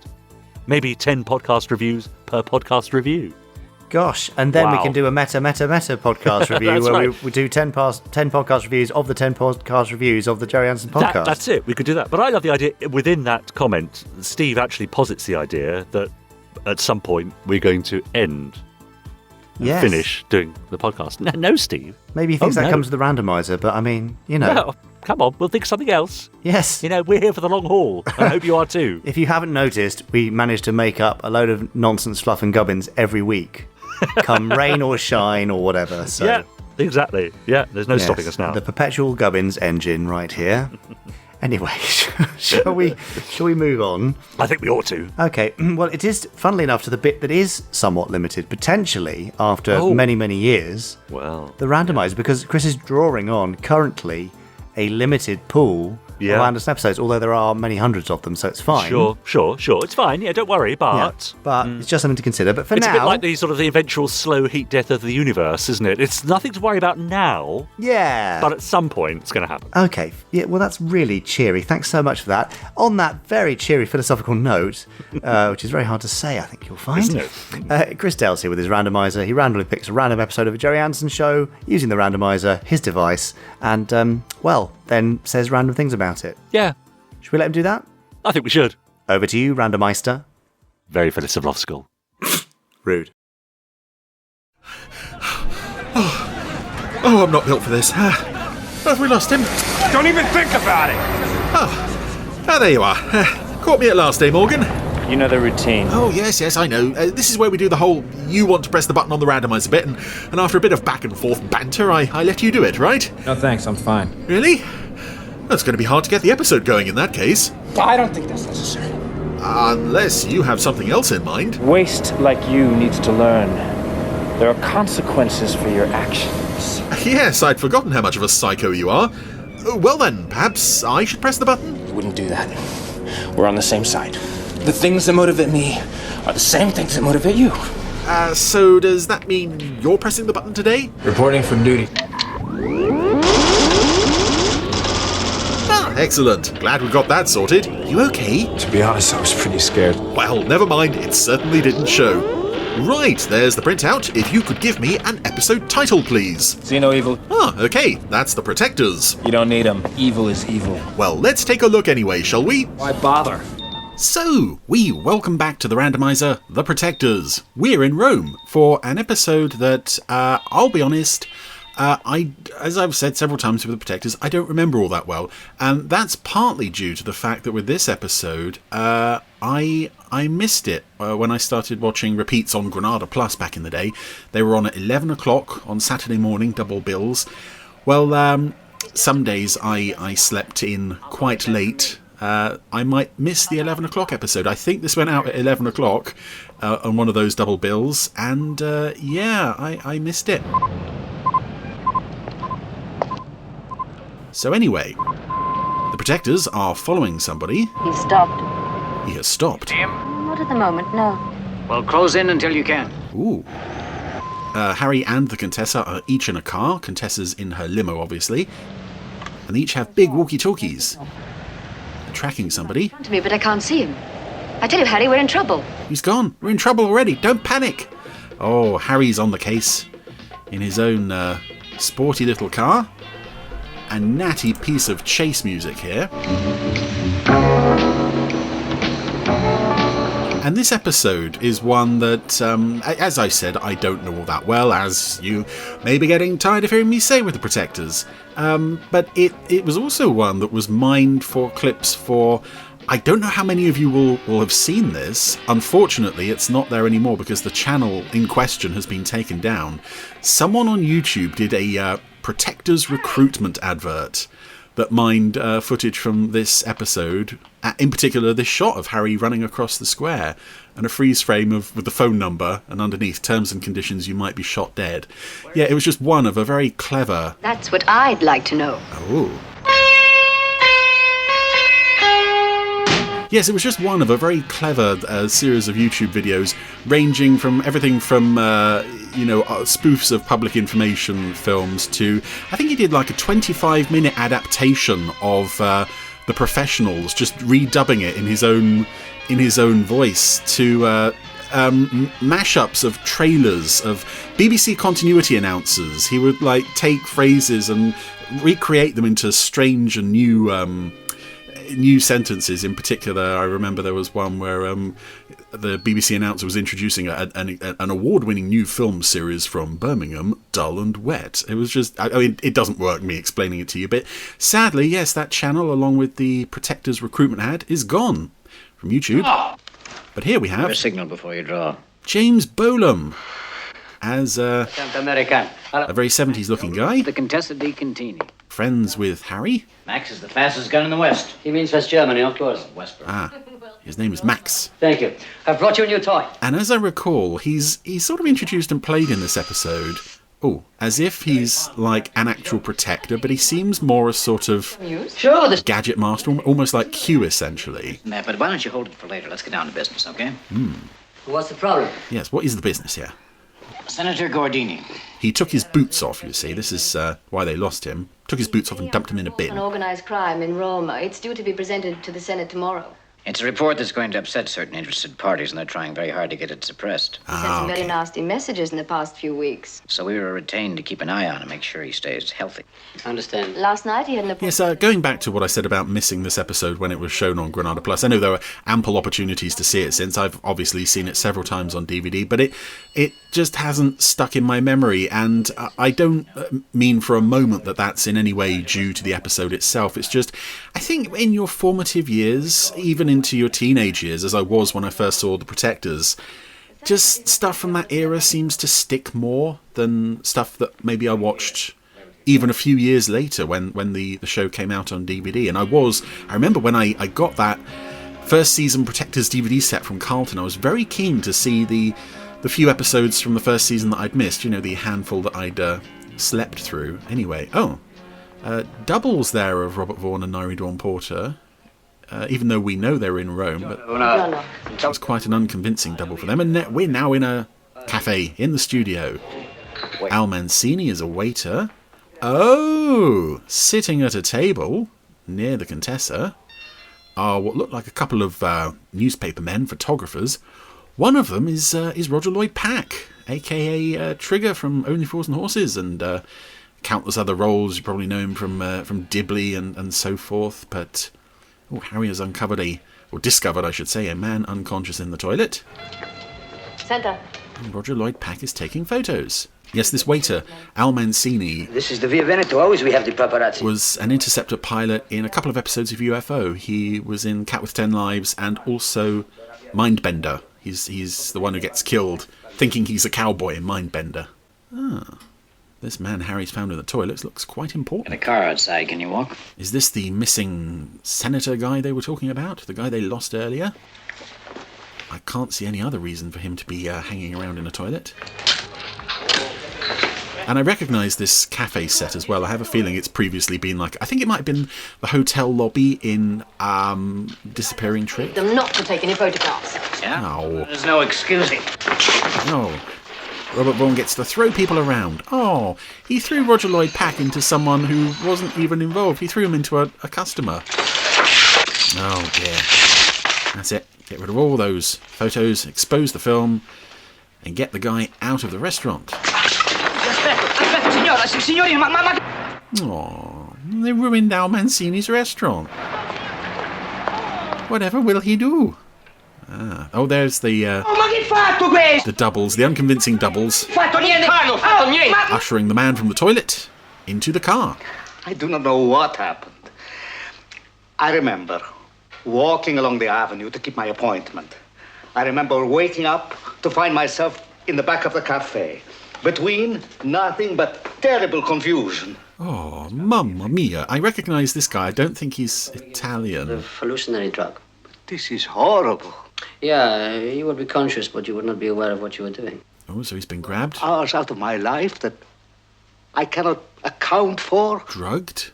Oh, and it looks like incriminating photo. We found those in your pocket. But this never happened. Can we see what it was? Well, they are well-known criminals. Oh, picture of him with criminals. Okay, so it's not a picture of him with his trousers pulled down or something. Just this. If the senator brings out his report, copies of the photographs go to every newspaper in Roma. Oh, no. Report is due tomorrow? If they see these photographs, they will laugh at my report. Who can blame them? Lucello. Lucello? It's the name given to the man who leads all these criminals. See one of the guys? The big man, the head honcho, Lucello. He is the best kept secret in Roma. And this guy is going to publish a report on how naughty he is. Presumably that's just the full extensive details of his naughtiness. Everyone seems to know about him. Again, that's strange. That points to, oh, Kitty! That points to what I said about James Bolam. He's sort of presented as an important guest figure in this episode, but Harry's just gone, I'm going to go here. And the Contessa said, and I'm going to go here. And James Bolam just sat there with an expression on his face as if to say, can I go somewhere? Can I do something? Can I be in the story? Ah, dear. Anywho, the Contessa is now in a street filled with children on a rather poorly looking cat. That might have been a flopped shot, but the cat looked a bit poor. You don't seem to have a way with children, Chino. Let me show you. And for the second time in 5 minutes, the Contessa resorts to money. That always works. Unfortunately, she has a lot of it. She's bribed the big kid to order all of the other kids away. Man. Ah, si. Lucello. It is gonna be difficult. More money. Ah, he's a bit of a hustler, this kid. Yeah? One moment, please. Got her to double her fee. He's not that old, but he already knows All done with kindness, Chino. how to work the system. Yes, Contessa. I think you fell for it a bit there, Contessa. Ah, kids are back. Along with Kid in green shirt. Oh no, he's gone on to Signora. a bar. A fat man in a blue shirt and a yellow cravat. Ooh. Oh, the kid had his money taken off him. So now Fat Man is making a call to... I don't know, because we're now in Al Mancini's restaurant with Harry. Oh, Al Mancini has retreated to the toilet to make a phone call. I guess that's the toilet. Why they got a phone call in the toilet? Why they got... Yeah. Yeah, that is a bathroom. Maybe it's an employee washroom or something. More money is being thrown around to get information. Grazie. Grazie. Okay, I want you to do something for me now. Si, signore. Coffee. Nectar. Ma certo, signore. Certamente. Yes. Lots of mysterious activities in toilets in this episode, but it's all thoroughly above board. And, yeah, there's another shot that was used in that Protector's recruitment ad. Such a shame that channel got pulled. This camera cost? You tell me. 200,000 lire. And the hire of Roger Lloyd Pack, he doesn't come cheap. Well, actually, no, I suppose in this day and age, when this episode was made, rather, he was essentially... This would have been, I suppose, a very early role. Friend of the senator. Acquaintance. You know, last night, I think he did something very indiscreet. Mm-hmm. He went to a certain place of entertainment. You would like to visit this place? You mean where he meets his friends? Those other naughty crook-type people. Could be arranged. Be at the corner of Via Michelangelo Caetani. Thank goodness all of this happened in the... I suppose if the baddies had dumped the senator in any other public toilet than the one in which several other suspicious characters seem to be operating from. They're not operating from the toilet, they're operating from the restaurant. Well, I have the feeling that somebody does not want us to meet. Maybe the Protectors wouldn't have been clued in so easily. Which makes it all the more important that we do. This is nice, though. If any of the other children... Contessa and Chino, they were surrounded by children, and now... Signora! All gone. Look out! Ooh! The cameraman came rushing up to take a picture. But it wasn't a camera. It was, it looked like some kind of large dart it fired at her face. But luckily, she had her handbag up in time to save herself. And now cameraman is on the run from Chino. Cameraman looks very out of condition, but Chino's having trouble catching him. I suspect Chino is going to take a shortcut. And we're just having this extended chase in order to, firstly to have some funky music, but also to make some more use of the Rome street. Because if you've gone all the way, you may as well film it. Cameraman thinks he's lost Chino, and he did not. And Chino has a gun. My arm! I think it's broken! I don't think so. Chino is very expert. Now let's answer a few questions. Arm breaking comes later. What do you want to know? Who sent you to kill me? Lucello. The bad man? Where is he? How should I know? I recognise that voice. Nobody knows who Lucello is. I think. He's a voice. I thought that sounded like Robert Rietti for a moment. Maybe it isn't. Where did they take the senator last night? Maybe it's just someone who sounds very much like him. Please! All right. Il Cieco. He can help you. You Cieco? Yeah, okay, I think that is Robert Rietti. Oh, another cat! Seems to be chewing on a piece of raw meat. Probably not the same cat as earlier. Right. A word of advice. Don't mention to anyone that you know the senator. Isn't he a popular guy? Not where you're going. I recognise... Is that Nikki van der Zyl as well, dubbing this lady who's helping Harry into a truck? An ominous blue truck. Hey! Inside, man with gun. A very 70s looking man with dark glasses. I vaguely recognise, but I can't quite place. And again, we just get some more very nice Rome location shooting. As the blue van drives away, it's followed by a car. Since the Contessa and Chino are in the limo elsewhere in the city, On my life, Contessa. I'm guessing that's going to be James Bolam. And the Contessa has persuaded, probably not bribed, the photographer guy who tried to kill her to go and... okay, right, yes. He's handed her off to the next link in the chain. Blind man with cane. On their search for Lucello. Let me see you. Let me fondle your face. Think you will find him in the House of Mirrors? I do not know. Then I am not the only one who goes in darkness. Follow me. And I'm trying to work out now if that's Robert Rietti dubbing another voice. That seemed a bit more likely to be coming out of the mouth of the actor on screen. I'm not sure. We're back to following the van.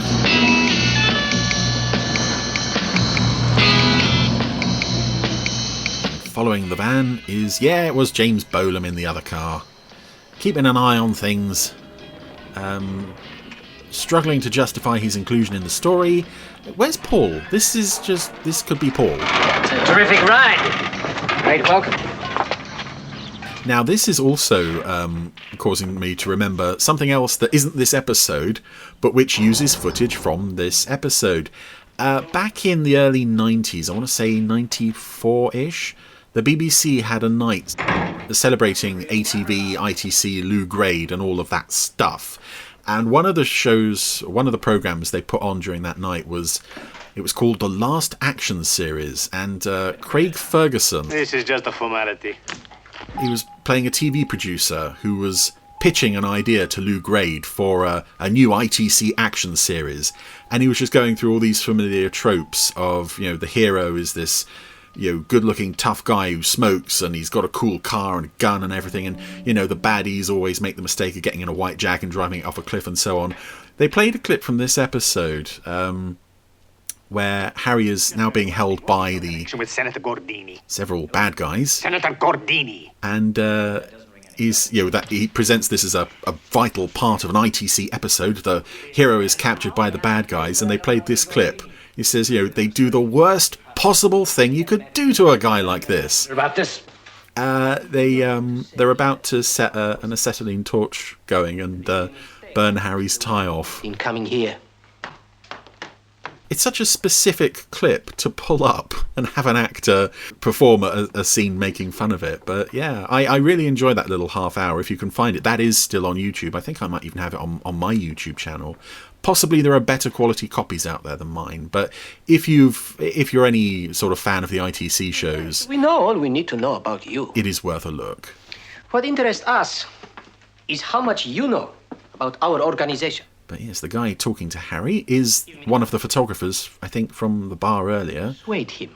So if the baddies had only dumped the senator in anywhere else in the whole of Rome, except the one place they seem to be operating out of, they might have got away with it.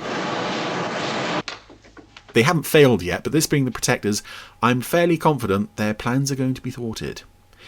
Harry is about to have his tie burnt off. Meanwhile, the Contessa has followed the blind man into a room to meet...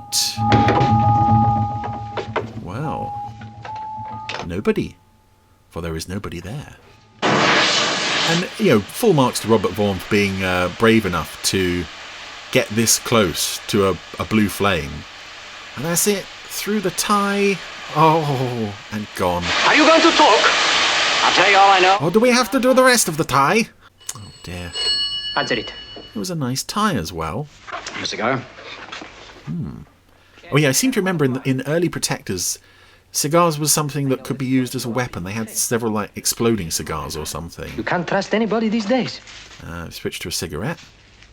So even they are familiar with the Protectors' cigar weaponry. We've got your friend, the Contessa. Oh, no, not the Contessa. So blind man reported to tie-destroying man. Blind man is now shutting the door on the Contessa. I want to see Lucello, the Birdman. He sees no one. Oh, is this Lucello? Oh, I suddenly remember what's going to happen here. If we don't like your story, Mr. Rule, we won't use this on you. We'll use it on the Contessa. Oh, no. What kind of tobacco is this, anyway? Monopoly of state. Well, let's hear it for private enterprise. May I? Right, so what's he... Okay, light the cigarette. Okay, the lighter was the weapon. It always comes back to some smoking paraphernalia being used as a weapon in these early episodes. And that was a signal for James Boland to drive his car through the wall and come rescue Harry. Because at the moment, Harry is in a 3-against-1 fight. He seems to have taken care of 2 of them easy enough. James Bolam arrives to do... Oh! You said... He punched one of the guys in the stomach. Well. Oh, the Contessa tries to escape. Everything. A knife in the old man's cane. He is blind. I know the meaning of every sound you make. But he can pinpoint her every move. The odds are even. And there goes the light. Oh dear, now we're in darkness. Yes. She's finding it increasingly difficult to see. Favor me. How's she going to get out of this? Oh, this fight's still going on. Okay, I thought we'd done. No. Fight. Punch. Throw. Punch. I think that's everybody. Yeah, Robert Vaughn looked around as if to say, is that everyone punched? Everyone had a punch? Things. With their pleasure. Things. Oh. Hey, James Bolam's happy he had something to do. Fire. Oh. Games. I want the photographs of the senator, all the photographs and the negatives, and I want them now. And they've let him loose with the torch. Meanwhile, blind man versus Contessa. The fight is still ongoing. Another lamp has met its end. And Harry knows where to find her somehow, but I suspect that's information that I've probably waffled over. How's she going to get out of this? Oh, one more lamp coming up. Is she either going to throw the lamp in his face or... No, that's the other lamp down. Or she's going to throw curtains over his head, I suppose. Maybe that's something. I mean, I suppose Harry could just turn up and shoot him. Oh, he's got the knife at her throat. Caroline! And although this episode was, I think, often aired 3rd, it was made 10th, so someone might have felt quite proud of this one. Oh, worth bringing it forward to be the 3rd episode going out. And actually, I think I would probably have to say they had a bit of a point with that, because this episode, I mean, I said at the beginning I don't remember much of it, and I, to be honest, wasn't really looking forward to it, but actually I've enjoyed it more than I was expecting to. Oh, okay, here we go. Caroline evidently got hold of the stick with the blade in it. You all right? And stabbed the blind man. Or else there was a terrible accident. Hello. But he was the man behind it all, Lucello, the Birdman, the blind man, the, well, numero uno. And they've got back the incriminating photos and the negatives, courtesy of James Bolam. That completes the senator's report.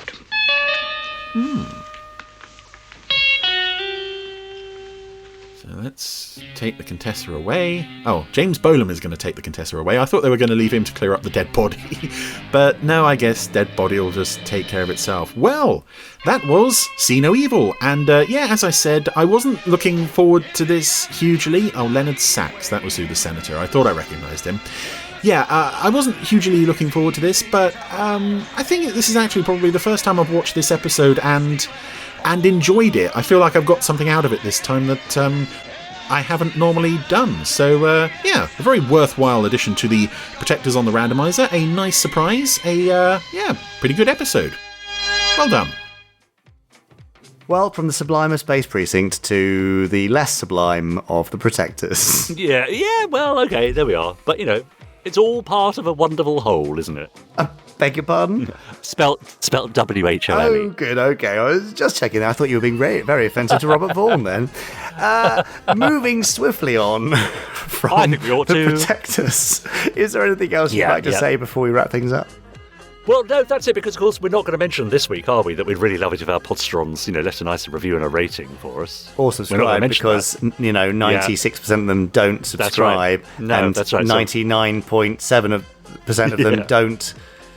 haven't written a review. It's crazy, no, but let's right. see. We promised we weren't going to mention it, so exactly. We won't mention it, and I'm sure they will be coming good on those numbers anyway by making the effort to do those things. Of course they will. Yeah. So yes, but in the meantime, do continue to post your emails to us at podcast@gerryanderson.com and post on our Facebook group and tweet us on Twitter, hashtagging us Gerry Anderson Podcast and tagging me, Richard and James, and him over there. I'm Jamie Anderson, him over there, who's he's just left now. Chris Dalek. We'll read out your messages, tweets, and Facebook posts next week. There you go. That's it. Dabby dozy. Dusted. Yeah.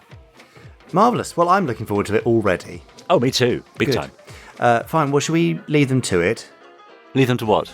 Would dry their clammy ears, I suppose. I think they ought to, yes, and wipe their sticky thumbs. Oh, goodness me. Okay, well, good luck with both of those projects, Podsterons, and we'll see you next time. See you next week. Bye. Bye.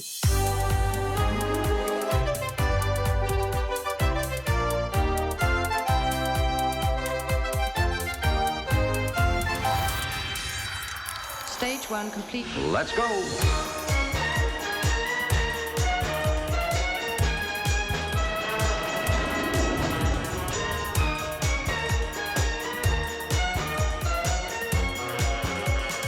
Spectrum is green.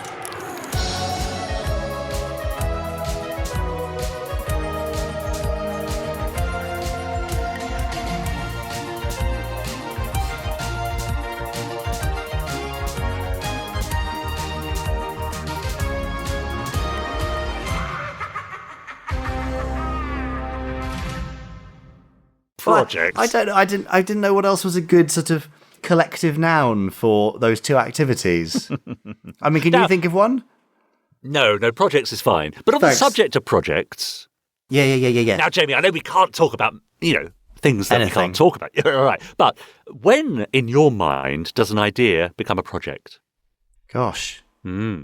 Probably when I actually start putting some serious time into it. Yeah? Yeah. I think a project becomes a project when someone else shows an interest in it. Ooh, okay. Then it's a project. Yeah, but then you could, I could say to the dog, I'm thinking about eating 10 biscuits. And because I said the word biscuits, they would instantly perk up and be interested. Ooh, does that project. then exactly? Does that then make my eating of 10 biscuits a project? Yes, because you've shared it with someone. Someone being Eric the dog? Oh yeah, it's hypothetical, isn't it? Yeah. Okay. No, I mean, I think it's when actually somebody else is going to put some effort in with you. When you recruit somebody else to become part of it. When somebody else gets tasks to do. To do with that project. I see. Yeah, fair enough. I mean, granted, it's not the most fascinating or scintillating post-credits sequence we've ever recorded. But it was just a little thought that popped into my head. No, it's totally legitimate. I don't really know how we can make this any more or perhaps less interesting. No, it just is what it is, isn't it? Yeah. Okay, well, let's go. You can go and work on that project that we've been talking about. Oh, yes, which is now a project because we've been talking about it. Great. Because you're doing stuff on it. Good. Okay. And also, I've had another idea. But I'll tell you about that one. That's not a project yet. Okay. All right. Bye. Okay. Bye. See you next week. Bye. You have been listening to the Gerry Anderson Podcast. Wasn't it fun? You have been listening to an Anderson Entertainment production.